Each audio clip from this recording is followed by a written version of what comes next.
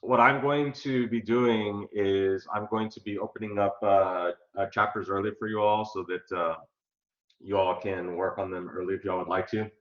I know I have chapters 2 and 3 ready for you all.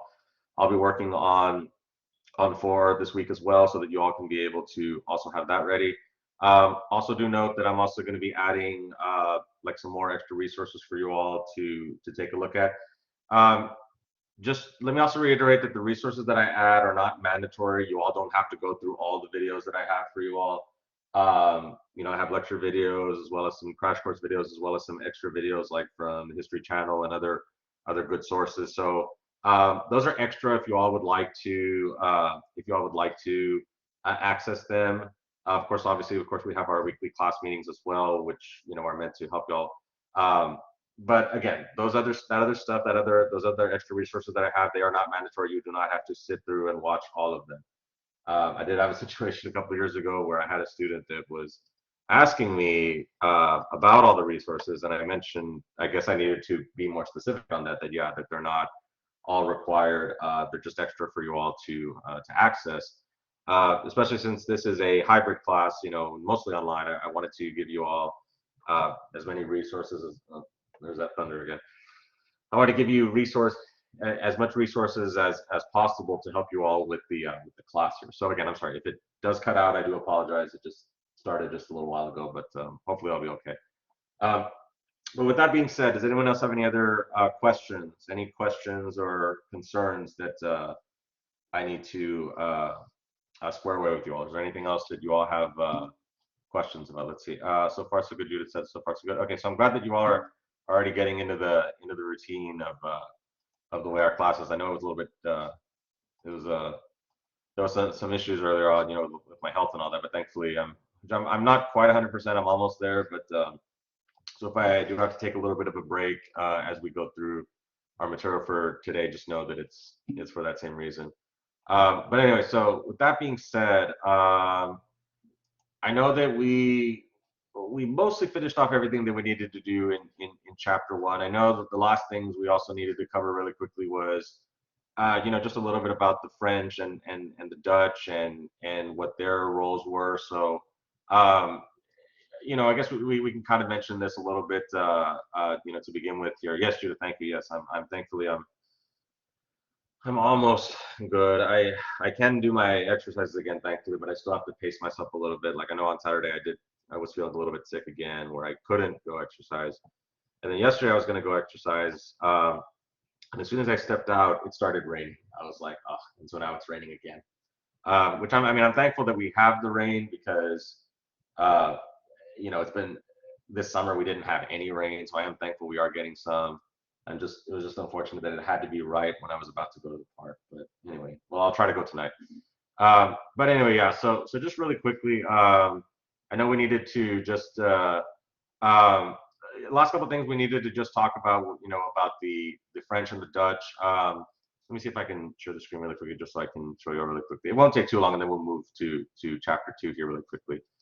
Um, just some of the takeaways that I want you all to get from the French and the Dutch. Just be familiar that the French, of course, as well as the Dutch, they they were more dependent on the Native Americans when it came to trading, and we'll also see that um, the French would also see the Native Americans as rather close allies, especially when we get to the French and Indian War later on here. The interesting thing about the French and Indian War is that it's titled that way, but the French and the Native Americans were not fighting against each other. They were allied with each other against the British. But again, we'll talk more about that later on here. Um, so the French they moved up towards Canada because they were hoping to find gold in the Northwest Passage to the Pacific. But again, the thing about the explorers, the early explorers, is that when they got to the New World, they had this reverse. They thought that as you go further north, they thought that the more north you go, the narrower the continent gets. But in reality, it's the opposite. because the more north you go, the wider North America gets, right? I mean, if you all have seen a map of the world, you'll know what I'm talking about, right? That Canada is extremely wide, then it starts to narrow a little bit when it gets to the United States.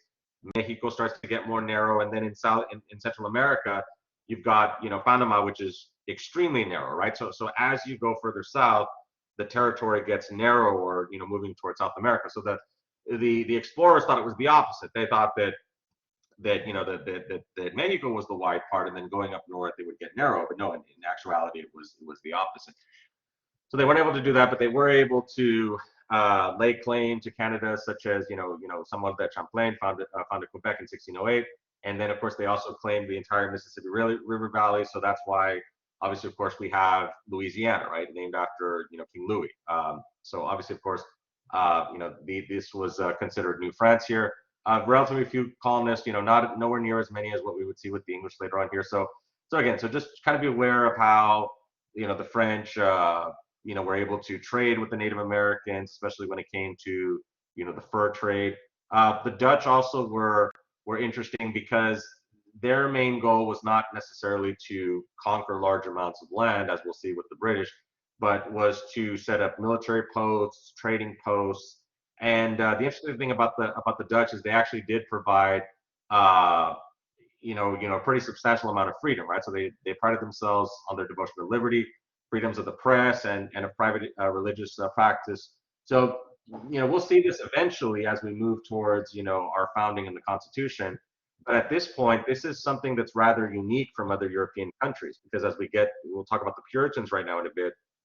They wanted religious liberty, but only for themselves, whereas the Dutch were good with religious liberty of everybody, right? Everybody had the ability to be able to practice their own religion freely. Like, religion was looked at as a personal matter and not something that was to be controlled by the state, which again at the time was something that was rather foreign. Amsterdam was a refuge for many persecuted Protestants and Jews, such as like we saw in Spain with the Spanish Inquisition. Um, New Netherland was a military post. It was not governed democratically, but the citizens did possess rights. So slaves had half freedom, that they were given land to support their families. So even the slaves had some sort of freedom, right? So New Netherland was a remarkably diverse colony. 18 different languages were spoken in New Amsterdam. So the New Netherland, Amsterdam area, this is the New York area. So originally the area that is modern day New York City was controlled by the Dutch, but then ultimately the British would take it over a little bit later on here, right? So again, they were more tolerant in religious matters.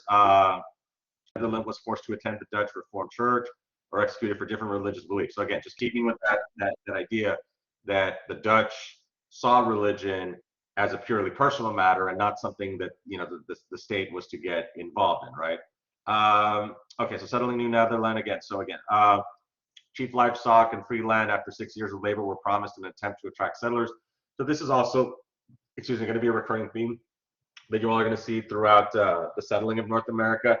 Is one of the major attractions that brought people to North America was this promise of free land. If they were able to come over, because these countries were trying to encourage people to come over to the New World, right? You have to remember that people might not necessarily be all that enthusiastic to want to come over and leave the comforts of their native land to go to this this new land, this dangerous land. It's going to be tough. You're going to have to you're going to have to make your own way, so to speak, right? I mean, it's not like you can just go to a general store, right? You're going to have to be able to till your own land, farm your own land, and things like that.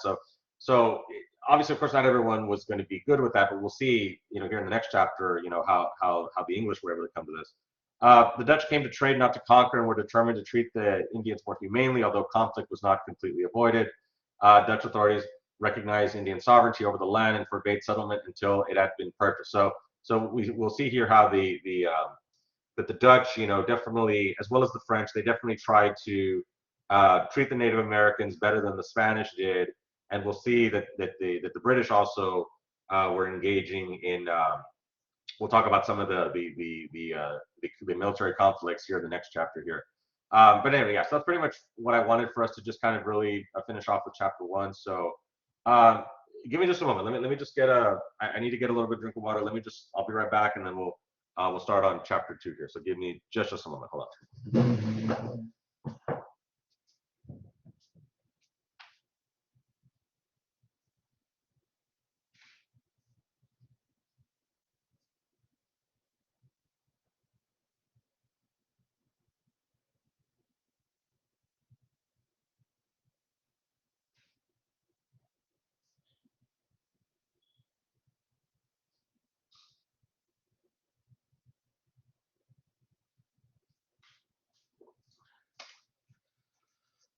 Okay, sorry about that. I'm back. Okay, so with that being said, uh, let me stop the share really quickly. Does anyone have any questions so far on chapter 1? Does this all make sense, or again, it's mostly just you know the the Native Americans, of course, coming over, from Asia, to North America, and then of course we have the Europeans, coming over, right? So yeah, so this is all, the introduction in terms of the different, Native Americans coming over in the European groups and their interactions with the Native Americans. Now again, now we're gonna focus more on the British here. Okay, so now we're gonna focus more in chapter 2.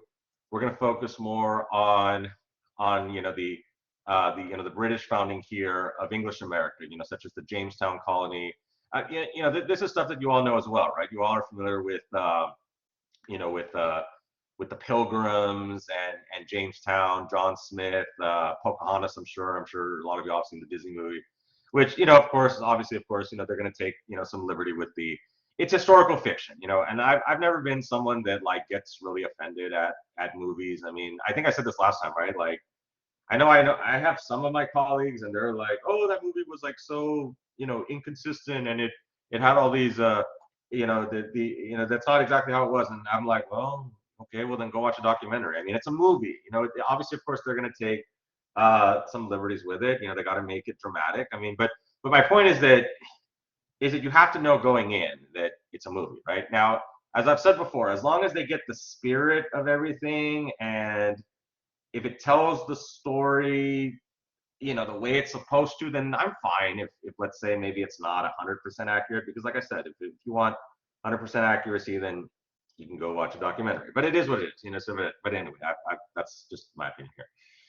But okay, so let me go ahead and let's go ahead and share the outline really quickly. Let me go ahead and share that, and then we'll get started here. So I'm sorry, feel free to disagree. If there's anyone in here that like totally disagrees with that, where they feel like, oh no, a movie has to be completely accurate, then I do apologize for that. It's just that I'm a big movie person when I do have time, so I like to, uh, you know, if they want to take some liberties with it, if it makes things kind of interesting, but as long as they get the spirit of everything, I'm good with it. So okay, all right. So anyway, so chapter 2, of course, this deals with the founding of English America. So we are going to take a look at the beginnings of the American colonies, right? Such as Jamestown. We're going to take a look at Plymouth Rock. We'll also take a look at some other Maryland, as well as Roger Williams' involvement in Rhode Island. So we're going to take a look at the founding of of English America, right? So okay, so England. Okay, so let's take a look at this. So when we look at Jamestown in terms of, well, let me ask you all this question really quickly before we start. Have any of y'all had a chance to go through this chapter, or not really? Have y'all had a chance to go through chapter 2? Excuse me. Have y'all had a chance to go through chapter 2, or not really? Okay, I guess that's not yet, which that's fine. I mean, we're covering it right now, so I was just curious if any of y'all had gone through it a bit and maybe kind of taken a look at it. But yeah, that's fine. I mean, we're gonna work on it this week. So, but yeah, so just go ahead and, like I said, focus on what I mentioned, right? Go ahead and focus on the different colonies, and focus on the differences between these colonies, because the book talks about how that the southern Atlantic colonies, the Chesapeake Bay colonies, like Virginia, they are going to operate, Virginia and Maryland are going to operate in a different fashion than your New England colonies, such as your Plymouth Rock, as well as Massachusetts Bay. So take a look at those differences here, as we move forward here. I'm sorry, that's for the other class here. Okay, so go ahead and Okay, anyways, all right. So let's take a look at in terms of why did we have Jamestown to begin with. So what was going on in England was there was a lot of economic and political instability in England at the time. So of course this was the time when the British Isles were trying to be united, trying to unite the Scots and the Irish, and so we also had major separations when it came to religion. Right, this was also the time when we had King Henry VIII. Now, did y'all know about King Henry VIII? Do y'all know the story about uh, why history tends to he's always looked at as one of the most famous British monarchs, right? And obviously, of course, we had the recent passing of Queen Elizabeth, right? So, but in terms of like, going back to the British monarchy, King Henry VIII tends to be one of the more famous monarchs. And does anyone know why he tends to be rather famous? Does anyone know? Let me open it up. Does anyone know? Like, what do y'all think of when you think of Henry VIII? You've probably seen his painting, right? He's kind of like this big, larger than life character here. Does anyone know like what he did that was really interesting? Uh, because he did do something that was really interesting that we still see to this day. Does anybody know? Anybody know about his divorce and what happened with the divorce? Nobody knows about that. I mean, it's fine if you don't. I was just curious if anybody knows. Catherine of Aragon. Okay, that is a the sixth marriage is yes, Judith. Right. So Catherine of Aragon was his first marriage, and he wanted to divorce her. Right. So, um, but the Pope wouldn't let him. So he basically said, "All right, I'm going to make my own church, and I'm going to get my divorce." And so King Henry VIII created the Anglican Church, which is still around to this day. This is the official Church of England. Right. So the Anglican Church was formed by King Henry VIII. And so we see this, and this, of course, would have major ramifications in terms of dividing the country between the Catholics and the Anglicans, right? So this is around the time where we start to see also, uh, we're also seeing the Protestant Reformation also go on, right, with Martin Luther, right? That had just happened also recently. So we're starting to see this what's the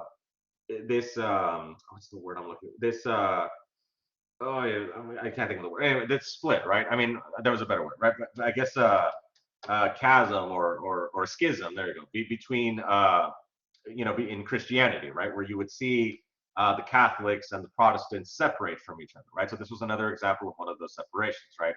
And of course, also remember that Ireland is Catholic, so that also caused more of these religious conflicts as well. Um, so then, of course, we see, the first attempts here to actually start colonies were uh, they were tasked. Sir Humphrey Gilbert and Sir Walter Raleigh were tasked with colonizing America. And of course, Sir Walter Raleigh, of course, is famous for the Roanoke colony, right? That was the one where people still don't know what happened to those colonies, right? They came back several months later, and to bring reinforcements and as well as to bring supplies and food, and the entire colony had disappeared, so no one knows what happened to them. That's still one of the big historical mysteries to this day here. So ultimately, those first couple of attempts ultimately failed, but we would see that there would be more motivations to try to colonize, the eastern seaboard here. So spreading Protestantism, anti-Catholicism had become deeply ingrained in English popular culture.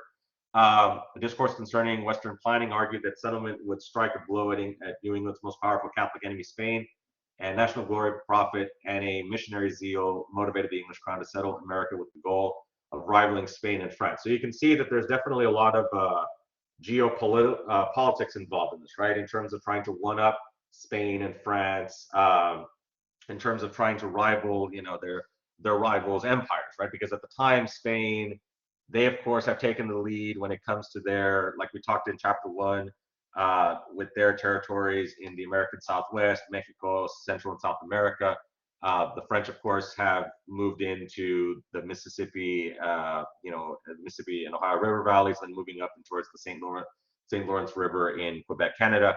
So Great Britain wants in on that as well. Great Britain also wants to, try to, they also want to try to move in there in North America, and they also want to try to see if they can also grow their empire too. And they have these different motivations, right? Not just economics and enable. In, I'm sorry, I'm just tripping over our words here. It's been a long day. but not just to rival, Spain and France when it comes to economics, but also to kind of, I guess you could say, kind of one up them because obviously these are their two Catholic rivals. So they want to make sure that to try to strike a blow to Catholicism here and spread, the Anglican faith here. Although we would also see disagreements within the Anglican faith itself. So the social crisis, so worsening economy, and the enclosure movement led to an increase in the number of poor and to a social crisis. So right, so you had farmers that and laborers that were being forced out of their farms and they were being driven to to have to move to the cities, right? And there either wasn't work to be found or the work that they found wasn't desirable, so that was causing a lot of social unrest. Unruly poor were encouraged to leave England for the New World, right? So the idea to stem against this whole overpopulation of the cities was to send all these these non-working people, to send them over to the New World. There's work to be done over there. We'll clear out our cities, and then people will be motivated to go over there because if they can't find opportunities there in London and the other cities there in England, they could also move to the New World and try to find their opportunities there.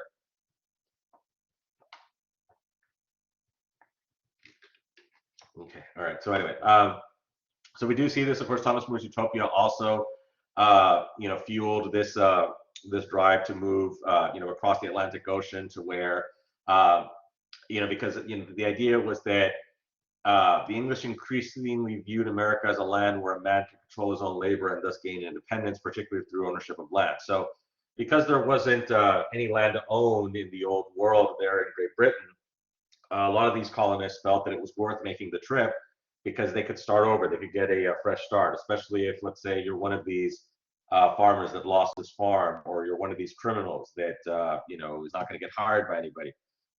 You could go to the New World and no one would know who you are, and you could get a fresh start, so to speak, right? So this attracted a lot of the kind of the underrungs of society, so to speak, because if you're well off, you wouldn't have a reason to leave, unless of course you want to get even more rich. We would see some people who were relatively well off, but they wanted even more, right? So they wanted to be even more successful. So they moved to the New World to become the elite of the elite there in the New World. So we'll talk a little bit about this, right? So English immigrants, so sustained immigration was vital for the settlement's survival.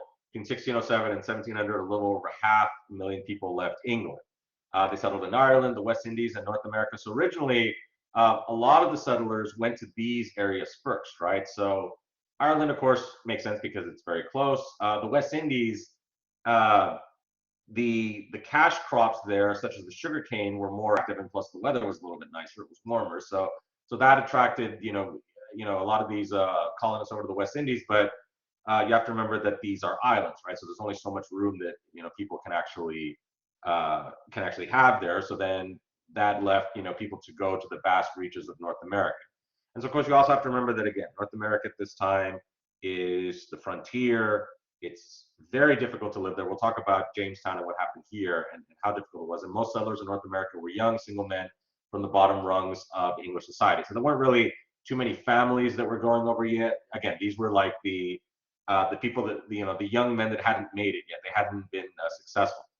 Then we get to indentured servants. Now this might be familiar to you all. You probably remember this like from your previous history classes. Indentured servants, of course, the idea behind indentured servitude was that if you couldn't afford to make the journey to North America, you would, one of these people would sponsor you, and then you would have to work for them for, like about 7 years, right? And they could basically do whatever they wanted to, right? Because you were, in an essence, their slave, right? So 2/3 of English settlers came to North America as indentured servants because, again, like I said,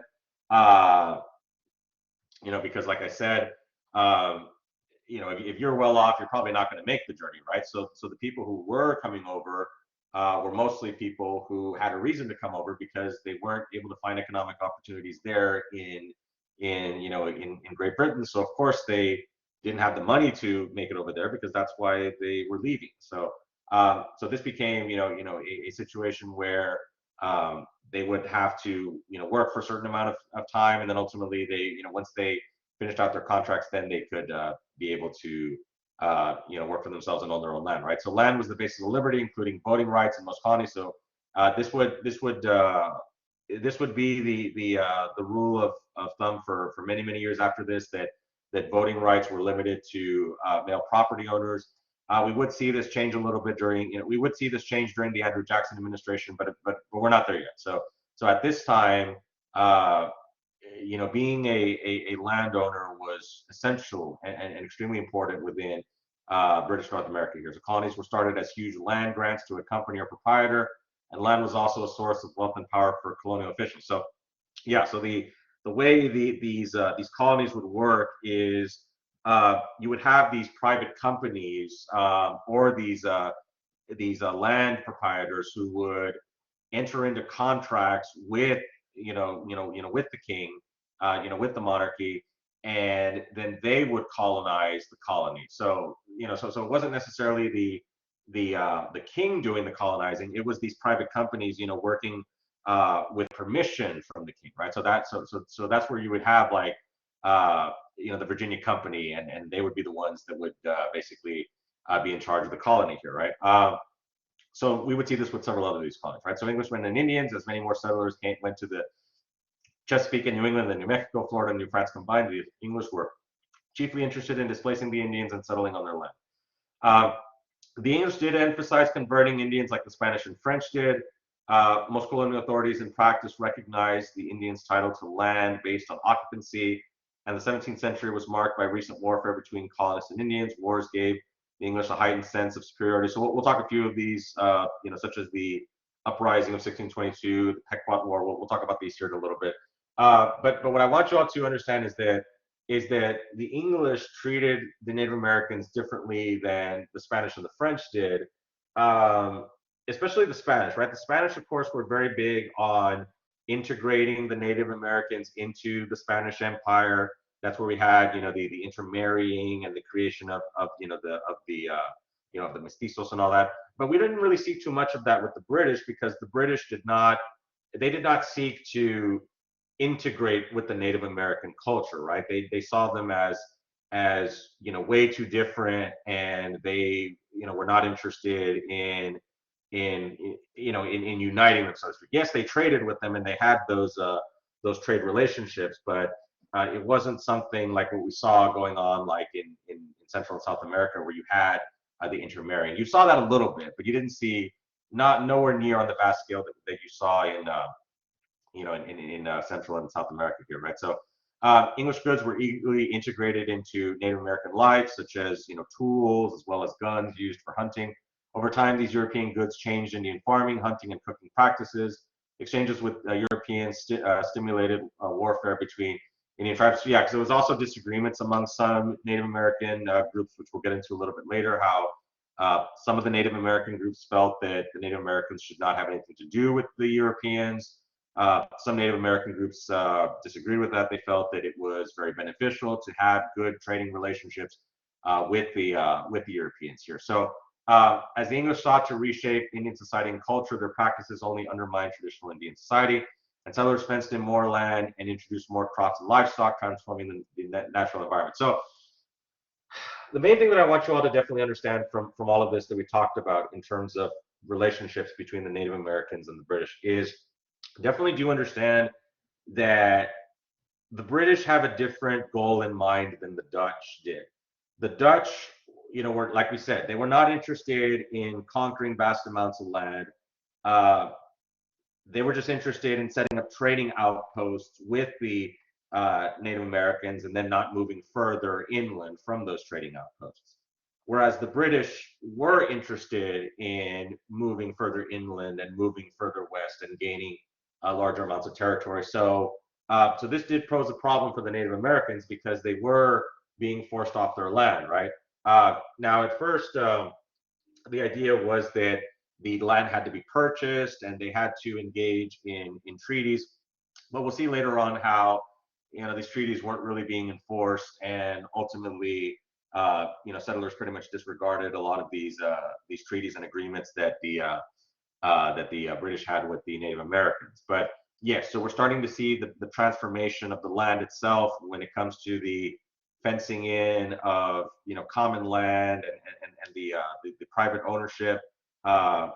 creating grazing lands for their livestock, which ended up destroying cornfields that the Native Americans relied on. The chopping down and cutting down of trees also caused some deforestation, which also affected the habitats of animals that the Native Americans relied on to hunt. And so all of this really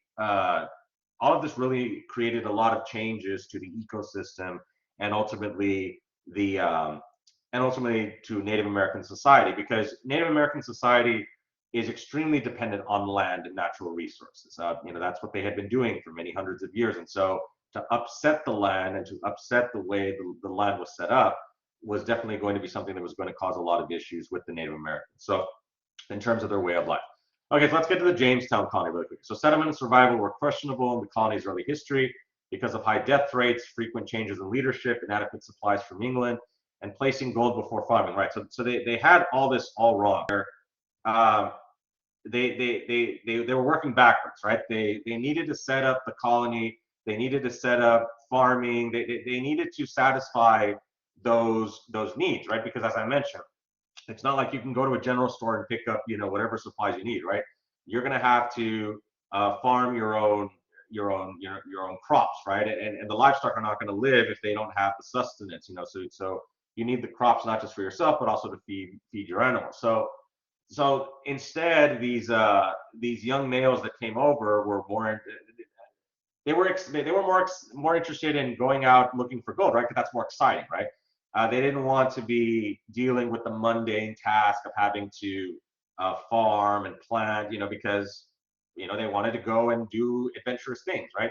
But they had to do those housekeeping things first in order to move on to looking for gold. And so because they didn't have the right mindset, about 80% of the immigrants who had arrived in the first decade were dead. So John Smith, who I'm sure you all are very familiar with, if you've seen the Pocahontas movie, he's the main protagonist in it. Obviously, of course, that's a fictional account of his, but the idea behind John Smith that I want y'all to remember is that he was very tough. He had a very tough leadership style, but it was necessary because the colony would not have survived if not for him taking control and basically, and basically ensuring that the people who were still alive were going to band together and help the colony, right? It was all hands on deck, right? So uh, they had to band together and they had to try to survive as best as they could, right? So new policies were adopted in 1618 so the colonies could survive. We had the head right system. This is also really important because this allowed for people coming over to be able to have access to 50 acres, and if they brought more people, they could, you could multiply that by 50 times the number of people they brought over. So this allowed for the people who had a lot of access and a lot of resources to bring over people. It allowed for them to be very rich because that's going to add up really quickly. 50 times however number of people they brought over. And then a charter of grants and liberties provided an elected assembly, the House of Burgesses, the first elected assembly in British North America here. And the first blacks arrived in 1619, the first hint of slavery in the colony. They were brought forth by the Dutch. And then ultimately this would be the start of the slave labor, which again, that'll be a recurring theme that we'll talk about here in our class. Now let's talk about Powhatan and Pocahontas. So Powhatan, the leader of 30 tribes near Jamestown, eagerly traded with the English. And then English-Indian relations were mostly peaceful early on. John Smith did try to maintain peace, but his return to England in 1610 brought tension and sporadic conflict between the two groups. And of course, this is where we have the infamous meeting with him and Pocahontas, where she saved him from from the Native American groups, and she was ultimately captured by the English, and she married John Rolfe in 1614 and symbolized Anglo-Indian harmony. Again, and I know this is not completely accurate, but I know that Pocahontas 2 does talk a little bit, kind of, if you've seen that movie, it is the fictional retelling of her journeys to the New World with her husband John Rolfe, and she goes and she meets with she meets with she meets with the royals and all that. So it's kind of interesting. Again, it is historical fiction, but it is interesting to kind of see some of these historical events, kind of put together in some of these movies here. But anyway, okay, so let's continue with the uprising of 1622. And of course, Pocahontas is obviously one of the more famous figures within American history here, so to speak. More so because of the legends and the myths, so to speak, right? Not to say that she wasn't important, but some of this, of course, is kind of taken on, kind of like a mystical life of its own, especially with some of these Disney movies.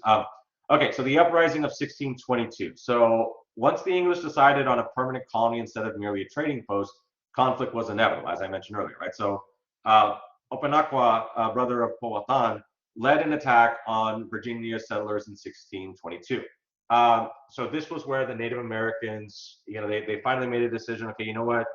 The English are not going away. Not only are they not going to stay on the coast, but they're going to be moving, encroaching further on our land. So we have to do something, right? So they did attack, the Jamestown settlers. Then in retaliation, the English forced the Indians to recognize their subordination to the government at Jamestown and move them onto a reservation. So in the counterattack, the Jamestown settlers were able to defeat the Native Americans and ultimately force them off their land. The governor there of the Virginia colony basically said that because of this act of aggression, the Native Americans have lost all claim to the land. We're forcing them out of this land, and we're sending them, further west. The Virginia Company ultimately surrendered its charter to the Crown in 1624. So the company now no longer, owned the colony and operated the colony. Now it was the British monarchy that would be operating this. So ultimately, of course, within what made Virginia a successful colony was tobacco. So tobacco was Virginia's gold, and its production reached 30 million pounds by 1680. Even though the monarchy in Great Britain was not fond of tobacco because obviously of its health risks and health issues, but it was selling, and that's what people wanted. So ultimately, capitalism won out, right? So ultimately, this allows for Virginia to become extremely profitable with its farming of tobacco that was sent across the British Empire. The expansion of tobacco production led to an increased demand for field labor. Now, this is also another thing that I want to mention about why tobacco pretty much accelerated, slavery and the slave trade. Oh, it's raining again. Accelerated it here within North America because everyone was trying to own their own land, and because of this headright system where land was so available, nobody was going to work for somebody else, right? Everyone was going to be a landowner. At least the idea was to become a landowner. Once the indentured servants, served out their time, then they could go and be landowners. So once indentured servitude started to go away, it was replaced with, the slave labor that was coming from from Africa, right? So this caused an acceleration of the slave labor because of the fact that, land was basically just being, pretty much given away, right? And everyone could be a landowner. So no one would work for anybody else because everyone was a landowner. So I just wanted to explain in terms of why slavery tended to, to really, really become something that would become, seen throughout, throughout the not just within the Chesapeake colonies, but ultimately in other colonies further south as well here. Okay, so let's see. Okay, let's go with Maryland really quick. Okay, so as in Virginia, tobacco came to dominate the economy, and tobacco planters the society. Now, Maryland was a little bit different, right? Because Maryland was established in 1632 as a proprietary colony under Cecilius Calvert. So basically, Calvert wanted to create a feudal society where he basically was like a dictator, I guess you could say, so to speak. He basically, there was an elected body, but he could basically veto anything that they did. So he basically was trying to assert total control. And what he envisioned Maryland as a refuge for persecuted Catholics, because again, at this time, there's still a lot of religious disagreement in society in England between the Catholics and the Anglicans, right? So most appointed officials were initially Catholic, but Protestants always outnumbered Catholics in the colony. And although it had a high death rate, Maryland offered servants greater opportunity for land ownership than Virginia. So Maryland, unfortunately, was rife with religious conflict because of the fact that the majority of the settlers were Protestant, but the Catholics controlled everything, right? So it definitely became and again, you also have to remember, everyone, that this is during the time when, religious affiliation is much more I said it last time, right? That nowadays nobody really cares what someone's religion is. I mean, I guess some people do, but not at this level, right? Not to the point where like someone's religious beliefs is what define people, right? Like oh, the horror of someone being a Catholic in a in a Protestant nation, or the other way around, right? We saw that with the what happened with the Jews, right? With in the with the Spanish Inquisition, right? So we have to remember that at this time, that religion is still something that is very divisive with people. Okay, anyway, so let's move on now to New England. So let's get to the Puritans. All right, so we'll talk about them for a bit. So Puritanism emerged from the Protestant Reformation in England. Basically, the Puritans, they believed that the Church of England retained too many elements of Catholicism. So the Puritans felt that the Anglican Church was basically the Catholic Church, but basically Henry VIII's version of it, right? Like it's the same thing, but he just wanted his divorce. At least that's kind of like how the Puritans saw it, right? Because the Anglicans still had, bishops, and they still had a lot of the religious symbols and a lot of the religious traditions. So the Puritans felt that, hey, this is hardly any different from Catholicism. So they wanted to they wanted to ascribe to their own religious belief, which was, influenced by John Calvin and Calvinism, the idea of God predetermining who was saved and who was not saved. And so Puritans consider religious belief a complex and demanding matter and urge believers to seek the truth by reading the Bible and listening to sermons. So the Puritans, they felt that it shouldn't be up to the Pope to decide someone's spirituality. That should be a decision that should be left between themselves and God, right? And that's kind of like the hallmark of Protestantism, right? This idea that you don't have to go through a church hierarchy to seek God's word. You can do it on your own. And so that's what the Puritans pretty much believed in. So they also believed in what's called moral liberty. We talked about this last time, right? The Puritans emigrated to the New World in the hopes of establishing a Bible commonwealth that would eventually influence England. They came to America in search of liberty and the right to worship and govern themselves. So again, they wanted to do things their own way, and we'll see how this would become an issue with some other Puritans who didn't see Puritanism exactly the way those Puritans saw, right? So Puritans were governed by a moral liberty, a liberty that only which is good, which is compatible with severe restraints on speech, religion, and personal behavior. So that's what I want you all to kind of understand here, that the Puritans, oh dear, okay, well, hopefully my power doesn't go out. The storm just started again. Um, so the Puritans, to them, they believed in religious liberty for themselves, right? But not necessarily religious liberty for others, right? So they wanted to leave England to practice their own religion, free from what they perceived as persecution from the Anglicans, but then they had no issues with infringing upon those strict interpretations for everyone else, right? And we saw that that's a difference from the Dutch, right? And we would see how Roger Williams would, call this into question here, and then he would leave and form his own colony, right? So again, and we'll see later on how, once we get to the founders, how they're very big on they're very big on not restraining speech, religion, and things like that. Okay, so the Pilgrims at Plymouth. Okay, so the Pilgrims sailed in 1620 to Cape Cod aboard the Mayflower.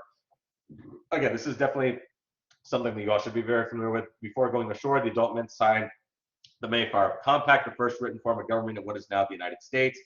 Men not normally signatories to such documents, printers, carpenters, even indentured servants were among those who affixed their names. This was over 200 years before most working class men were allowed to vote in Great Britain. So this is interesting how that the commoners, right, the people that did not were not considered good enough to be able to to be involved in governmental operations, that they also were allowed to participate in this formation of this local government here. The Pilgrims settled first in an abandoned Indian village, as many tribes had been decimated by European diseases introduced by traders.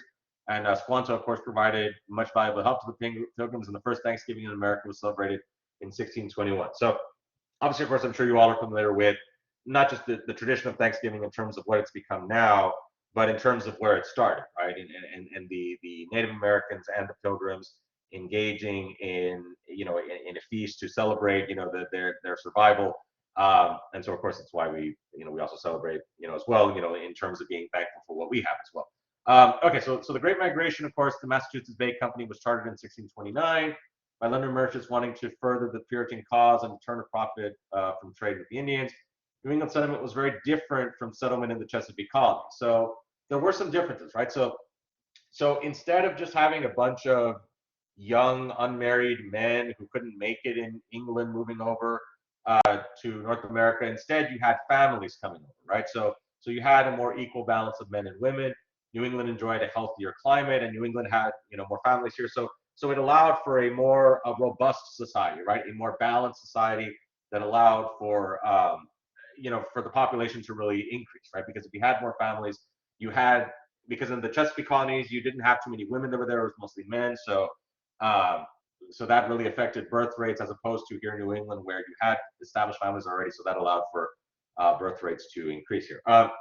Okay, so the Puritan family, of course, Puritans reproduced the family structure of England with men as the head of household. So remember, this is a very conservative uh, interpretation of the family, right? The man is supposed to be the head of the household.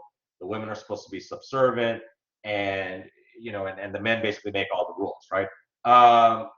Puritans believe that a woman achieved genuine freedom by fulfilling her prescribed. So again, this is all from the Bible, right? So this is a very heavy emphasis on the biblical interpretations of the Puritans, right? Because the Puritans were very strict. The book calls them congregationalists, or you could also call them fundamentalists, right? They believed in very strict interpretations of the Bible.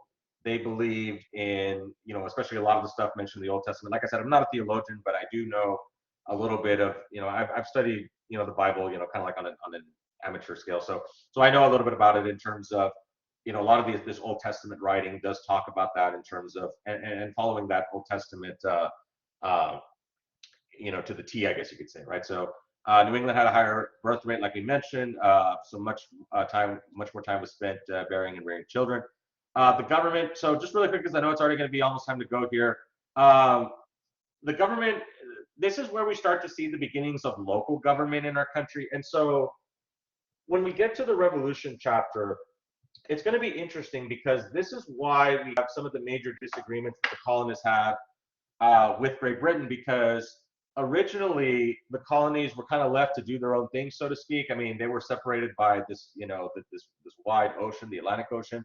So local government was something that was the hallmark of you know of of early British rule here in the United States, right? So Massachusetts was organized into self-governing towns. Each town had a congregational church and a school to train the educated ministry. Of course, we had Harvard College, established in 1636, which eventually would become Harvard University. And then the freemen of Massachusetts elected their governor. So now also do remember that, again, that not everyone was allowed, these types of freedoms, right? So church government was decentralized. Full church membership was required to vote in colony-wide elections, right? So you had to be a full church member in order to have those main freedoms that you would have in the colony. And then the church and the colonial government was also intricately linked. So there was no separation of church and state here, not for not for another 150 years, so to speak, right? So again, so the church basically pretty much was the government, right? Where you had, even though the minister was not an elected official, you're not going to tell me that the government heads and the ministers were not coordinating with each other and were not negotiating with each other, right? So even though the ministers were not technically involved per se, they were not involved officially within government. They definitely were involved very informally, right? It's not all that different from what we see even today, like especially locally, like the Catholic Church, here locally has a lot of influence within society, nowhere near as much as what it's had before. But the point is that religious leaders still do have some influence within society, and even some political influence here. So again, not all that different. We still kind of see that to this day here. Okay, let's see, because I want to make sure.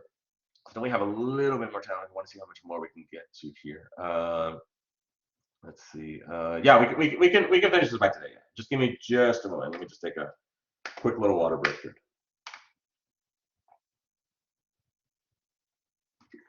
Yeah, because we do have a few more minutes. Yeah, let's see if we can finish this off really quickly. That way we're done with chapter 2. We don't have to.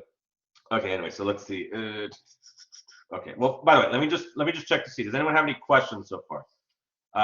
Anybody have any? I'm sorry. Anybody have any questions or? I'm sorry about that. This one here. Does anybody have any questions or not yet? Are you all following along? Is this okay? Or does all this make sense so far? Or I know I'm throwing a lot of like info at you, but I want to make sure, is this making sense to you all, or do y'all have any like questions really quickly? Yes, they are recorded. Yes, they are recorded here. The way you can go back is if you click on this here, it takes you to the recorded session. So we have recordings from last week. We're gonna have recordings for today. There's also going to be the recording for Wednesday, which is going to be the same as this. So if you're already here, you don't have to come on Wednesday, although you can if you want to. But yes, okay, good question. Okay, so let's go ahead and finish off really quickly here. Okay, let's see. Yeah, let's finish off really quickly. Okay. Okay, all right. So again, so the Puritans defined liberties by social rank, producing a rigid hierarchical system justified by God's will, as we mentioned, not just within the family, but also within society. Body of liberties affirmed the rights of free speech and assembly and equal protection for all. The ministers were forbidden to hold office, like I said, in Massachusetts. Church and state were closely interconnected. Puritans, like other faiths, believed that religious uniformity was essential to social order. Puritans were not tolerant of other religions, and Puritans wanted to complete the Reformation and spread these ideas back to England. So, yeah, the Puritans did have the desire to, to still reform the Church of England, right? They weren't just okay with just practicing their own religion over here on the other side of the world, right? They also wanted to see if they could try to, reform the Anglican Church and make it more pure. That's where the whole word Puritan comes from, right? Because and it was done like as a mocking, like kind of like a pejorative term, right? Like, oh, those Puritans, they're such purists, right? Like they so it was kind of done to make fun of them, but then they took it as kind of like as a term of endearment, so to speak, right? So then John Winthrop's speech to the Massachusetts General Court, Winthrop describes two very different definitions of liberty in his speech. He talks about moral liberty, which is the liberty, to abstain from sin. And then, of course, he talks about the other form of liberty, which is basically the liberty to do whatever you want, which is not what the Puritans are okay with. They believe more in this idea of moral liberty, right? To the liberty to be free from, from sin and temptation. So, okay, now we start to see some divisions here. So Roger Williams, young minister Williams preached that any citizen ought to be free to practice whatever religion, whatever form of religion he chooses. Williams believed that it was essential to separate church and state. So Roger Williams was not cool with the ministers being so buddy-buddy with the, with the local government officials. So, and of course, this idea of freedom of religion was something that the Puritans were not okay with. Remember how I said that the Puritans were fine with practicing their own religion, but not cool with other people practicing different religions. So, so Roger Williams was banished from Massachusetts in 1636, and he established Rhode Island, which, trivia just as a trivia, Rhode Island is, of course, the smallest state in the United States. It's about the size of Hidalgo County. Just think about that. Like our county, if we were our own state, we would be Rhode Island. So that's how small of a state it is. So Rhode Island was a beacon of religious freedom and democratic government because of this separation of church and state.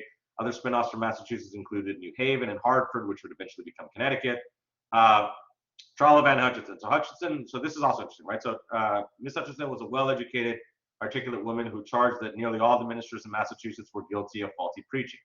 Puritans in Massachusetts found the idea of religious pluralism troubling, and Hutchinson was placed on trial in 1637 for sedition. Authorities charged her with antinomianism, putting one's own judgment or faith above human law and church teachings.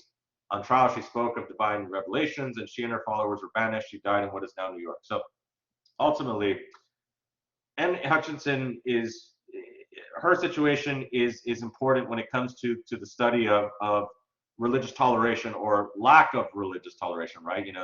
As seen with Williams and Hutchinson, Puritan New England was a place of religious intolerance, because Miss Hutchinson was making the argument that, hey, she was saying, hey, what I'm doing is no different than what the preachers are doing. God, came to me in this vision, and he has, allowed for me to see these things, and I'm speaking God's word. How is that any different than what the ministers do every Sunday? So she was trying to make the argument that because she was a woman, that she was, not allowed to be able to have those same revelations that, the male ministers were. So that was the argument that, and we'll talk about the Salem witch trials later on, and how that also became somewhat of an issue as well here. Okay, anyway, so let's continue really quickly. Let's see. Okay, let's see. Let's go to the so again. So the Puritans and Indians colonial leaders had differing opinions about the English right to claim Indian land. To New England leaders, the Indians represented both savagery and temptation because they didn't want for their followers to go and engage in the hedonism that they saw as what the Native Americans were doing. Right. Connecticut general court set a penalty for anyone who chose to live with the Indians, and the Puritans made no real attempt to convert the Indians in the first 2 decades. So let's get to the Pequot War. So as the white population grew, conflict with the Indians became unavoidable, and the turning point came when a fur trader was killed by the Pequots. So colonists warred against the Pequots in 1637, massacring 500 at the Indian village of Mystic and exterminating the tribe or selling it into slavery. So what was noteworthy about the Pequot War is just how devastating it was. It pretty much wiped out an entire tribe, and so the book talks about the barbarism and the brutal nature of how the Pequots were treated by the Puritan colonists here, and so so the removal and pretty much the extermination, right, of Pequots opened the Connecticut River Valley to rapid white settlement here. So that pretty much happened with the Pequots here. New England economy, most migrants were textile craftsmen and farmers. Fishing and timber were exported, but the economy centered on family farms. So yes, obviously, of course, up in New England, of course, they were very cognizant of their access to the sea, and we still see that to this day, right? Like Massachusetts, they, some of their major industries are, fishing, when it comes to fish as well as lobster, right? So obviously fishing is still a big industry up there in the New England colonies, as well as the timber. But again, most of the economy was centered on these family farms, not these large plantations that we saw in the South, but more so on these family-owned farms that were that were rather small in nature, but there were numerous of them, so they were able to harvest anything that was extra. They were able to sell off here. The merchant elite, per capita wealth was more equally distributed in New England than in the Chesapeake.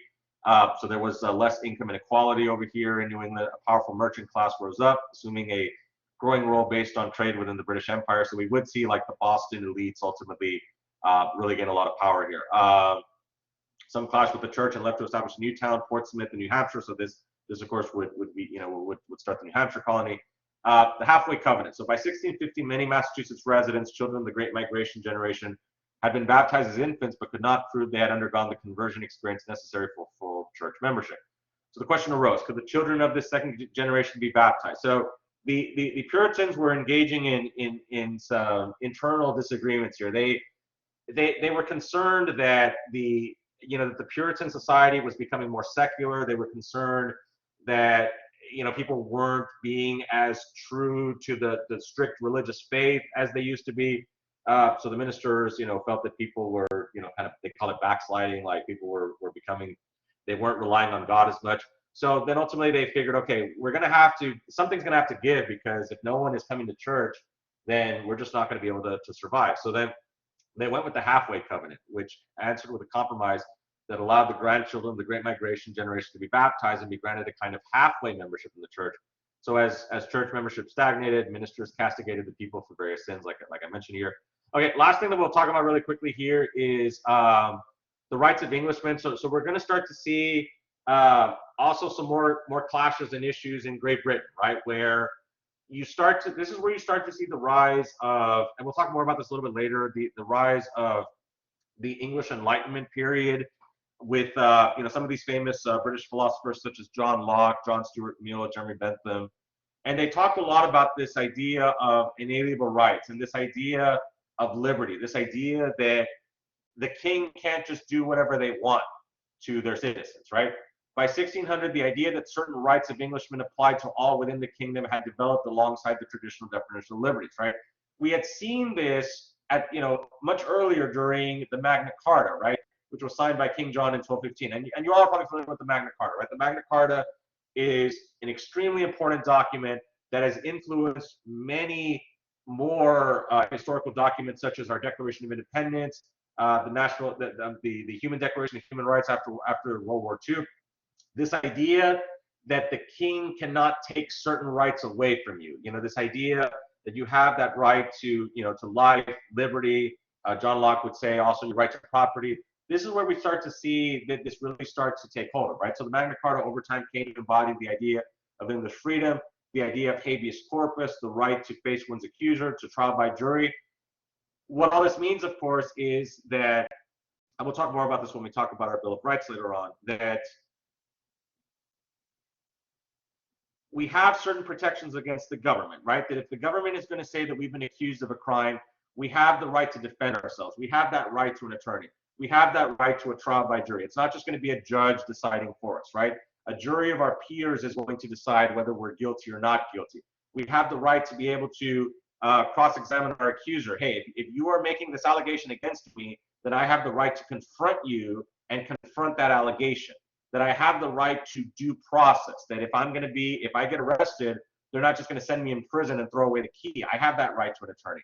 I have that right to a hearing. I have all that right to, to a trial, right? So we start to see that this starts to really ramp up here within, Great Britain here, as well as also spreading, throughout the colonies here. And then that leads us to the English Civil War, right? So unrest existed between Parliament and the Stuart monarchy, leading to the beheading of Charles II. This is where we have Cromwell.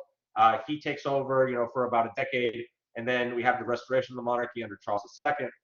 But the English Civil War of the 1640s illuminated debates about liberty, and what it meant to be a freeborn Englishman. We'll talk about the Glorious Revolution a little bit later on with James II. But we'll talk about that in one of the next chapters. And then so England's debate over freedom. John Milton called for freedom of speech and freedom of the press in the 1640s. The levelers and the diggers, also be familiar with them. The levelers called for an even greater expansion of liberty, moving away from a definition based on social class. And the diggers were another political group attempting to give freedom and economic underpinning through the common ownership of land here, right? So this idea of, of everyone being able to have the right to land, this is what the diggers were talking about, a very progressive idea here. So most New Englanders sided with Parliament in the Civil War. Ironically, Puritan leaders were uncomfortable with the religious toleration by Protestants gaining favor in England, as was Parliament that granted Williams's charter for Rhode Island. Right? So they were kind of caught in they didn't know who to favor, right? They didn't want to favor the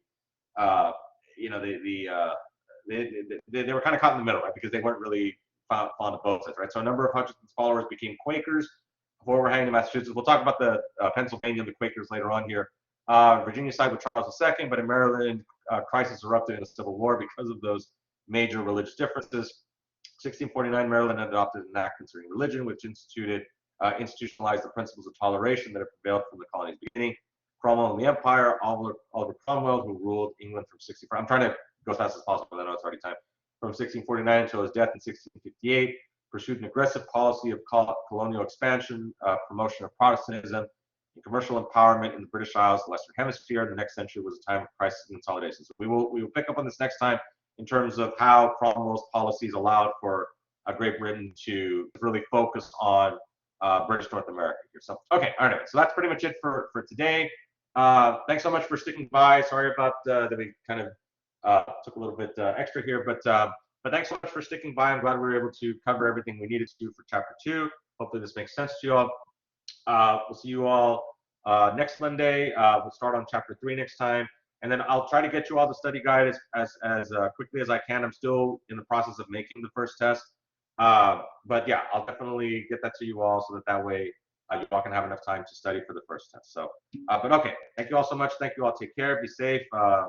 Please don't get wet if you're out and about. It's still raining here. So, and thankfully we're not getting that hurricane. I mean, it sucks that Florida has to get it, but yeah, once those storms get in the Gulf of Mexico, somebody has to get it, unfortunately. So anyway, it is what it is. Hopefully they'll be okay. But anyway, so all right, so you all take care, be safe, and have a good rest of your day. And we'll see you all on next week. Right? We'll see you all on Monday of next week. So thank you all so much. Take care, and be safe, everyone. Thank you all. Thank you.